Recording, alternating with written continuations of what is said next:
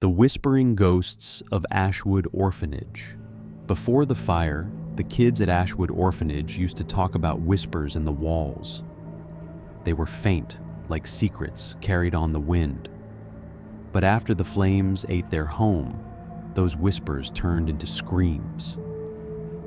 Today, local legends claim the restless spirits of those children aren't just haunting the ruins.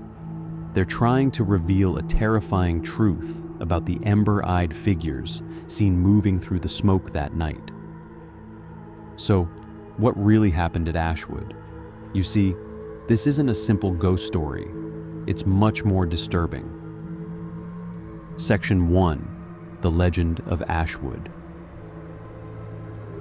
Tucked away in the rolling, misty hills of forgotten country, you'll find the skeletal remains of the Ashwood Orphanage. Now, you won't find this place in any official history books. Its story exists only in the dark soil of local legend. The tale that's passed down paints a grim picture, a grand Victorian manor turned into a home for lost children. It was supposed to be a place of hope, but the stories insist it became a house of secrets, ending in a fire that claimed dozens of lives. The legend has its own official story, the one you're supposed to believe. It speaks of a tragic accident, a gas lamp knocked over, a kitchen fire that got out of control. But the people who live in the shadow of those ruins, they say there was a darkness clinging to Ashwood long before the fire, something evil that had soaked into the land itself. Some tales even claim the grounds were the site of an old colonial-era conflict, the soil soured by bloodshed. Of course, those are just rumors, but they lead to a terrifying question. Was the fire really an accident, or was it a cover-up for something far worse? Section 2. The Whispers in the Walls. Months before the inferno, the haunting of Ashwood began. It started small. The youngest children were the first to hear them, faint whispers that seemed to bleed from the walls. At first, everyone brushed it off. It was just an old house groaning, or the wind whistling through cracked windows. The staff, known for being stern, had no patience for what they called childish make-believe. Any kid who mentioned the voices was punished for lying. But the whispers didn't stop. They grew louder, more urgent. Some children claimed they heard their own names being called from empty rooms.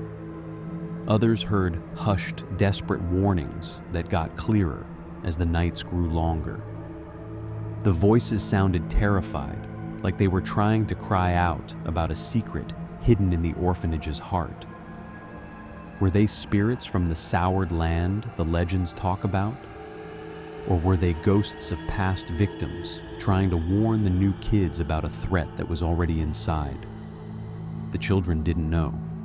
All they knew was the dread that began to fill the halls, a fear far more real than any ghost story. Section 3. The Night of the Inferno. Then came the night of the fire. A brutal storm was raging outside, and pure chaos erupted within. The story of the accident is clinical: flames, smoke, a tragic loss of life. But the accounts that live on in the local folklore tell a story of supernatural horror. The few who survived didn't just talk about fire. They spoke of figures moving through the blaze. They described tall, shadowy silhouettes that walked through the flames as if they were nothing, their eyes glowing like hot embers in the choking smoke. Who or what were they? The legend offers no clear answer, only chilling ideas. Were they members of the staff, caught in some horrific act that the fire was meant to erase? Or were they something else entirely?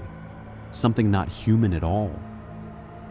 As panic took over the orphanage, the whispers that had haunted the children for months reached a terrifying peak.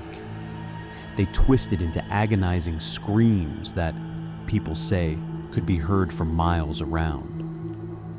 When the sun came up, Ashwood was just a smoldering ruin. The authorities in the story cited the storm and bad luck. But those who saw the ember-eyed figures knew it wasn't an accident. It was an execution. The whispers had been a warning, and nobody listened. These stories have been passed down for generations, a chilling piece of folklore that refuses to die. But what do you think? Before we get to the final, most disturbing theory about Ashwood, let us know in the comments if you believe a place can be truly cursed. And if you're brave enough to continue this dive into dark legends, don't forget to hit that subscribe button. Section 4, The Haunting of the Ruins. In the decades since, the ruins of Ashwood Orphanage have been left to rot, a jagged scar on the landscape. Locals won't go near it, especially after dark. But the story doesn't end there. The legend insists the spirits of the children never left. Ghost hunters and curious visitors have only added to the mystery. People report hearing the disembodied laughter of children echoing from the collapsed chapel, only to hear it turn to weeping.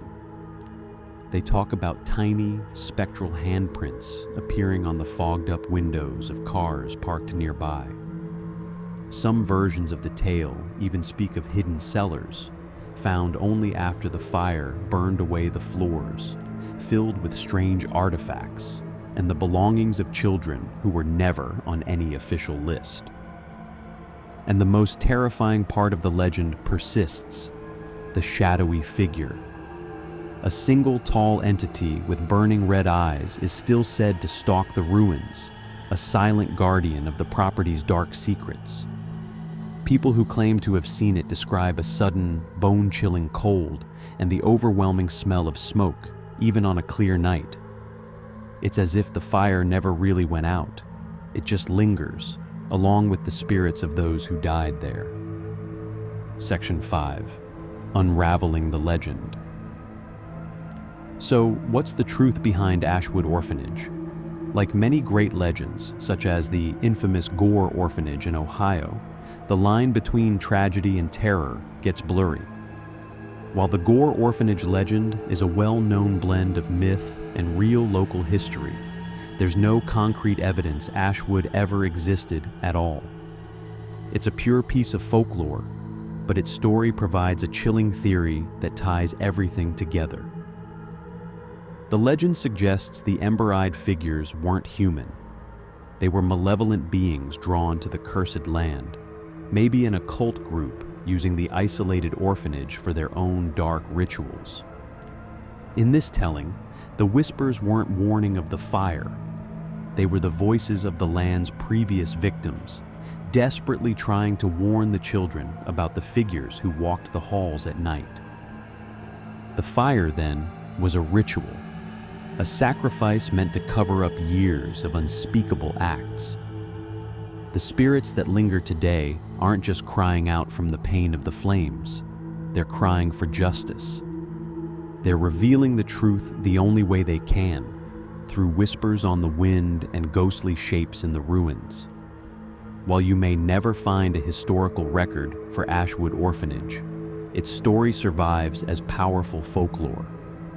It's a chilling reminder that some places feel like they were born from sorrow, and that the echoes of a tragedy, real or imagined, can haunt a place forever.